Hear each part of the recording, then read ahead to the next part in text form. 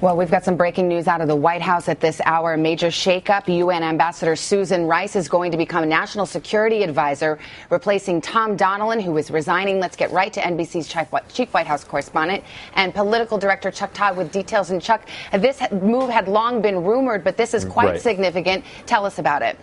Well, it is significant in the timing and how quickly it's coming. There was some thought that Tom Donilon, this has been an open secret, that Susan Rice was going to replace Tom Donilon, a National Security Advisor. The question was, it was likely, when would Tom Donilon decide he was going to leave? The fact that this is coming days before this summit that's taking place in China is a little bit surprising on that timing. The announcement's going to come today. The White House, the president's going to do this. And, of course, nominating Susan Rice, who had become a Republican punching bag during the whole Benghazi controversy and the whole idea of the talking points. So you're going to hear a lot of Republicans chiming in about Susan Rice at the same time. This is not a Senate-confirmed position, and this is a bit of a defiant move by the president to his Republican critics. Well, and, Chuck, let's move now to the poll. A poll just out this morning, NBC News, Wall Street Journal. It shows the president's job approval rate essentially holding steady. But if you dig deep into the numbers, as I know you have, you see some ominous signs for the president.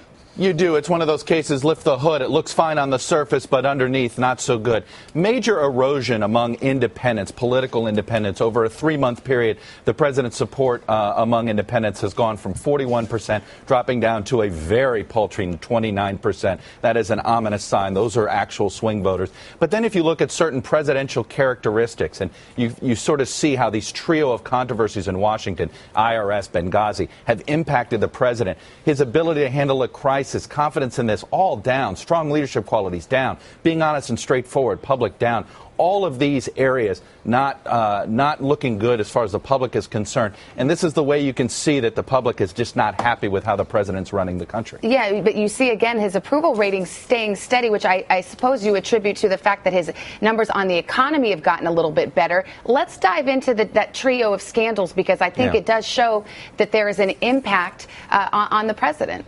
It is large majorities say that these scandals raise doubts about the Obama administration. But what's interesting here, so we had 58% on Benghazi, 58% on the Justice Department and the probe and media leaks and the IRS. But what's interesting here, Savannah, is they don't yet touch the president personally. You only see core Republicans who believe that somehow President Obama was personally involved in some of these controversies. So there is a separation. The public is sitting there judging, not happy with how the Obama administration is handling these events and not happy with how their involvement in it, but not yet personally blaming the president. So he's got some time here, but you can see the public has a wait-and-see attitude about it. Very, very quickly, Chuck, I'd ask you about Chris Christie's decision to schedule a special election in October for that vacated Senate seat. That's a decision that seemed to please almost nobody. Little too cute by half politically. Essentially, Chris Christie made a decision that's in the best interest of Chris Christie and the New Jersey Republican Party and, oh, by the way, national Democrats. They're happy because getting a senator sooner rather than later, Democrats are heavily favored to win that special election in the Senate seat. But what Chris Christie avoids is a popular Democrat in the Newark Mayor Cory Booker being on the ballot at the same time as him. And why does this matter? Because Chris Christie wants to have a bunch of Republicans win state legislative seats at the same time in November, and by having Booker not on the ballot, that will drain some Democratic enthusiasm. All right, Chuck Todd with all the political headlines this morning. Thank you.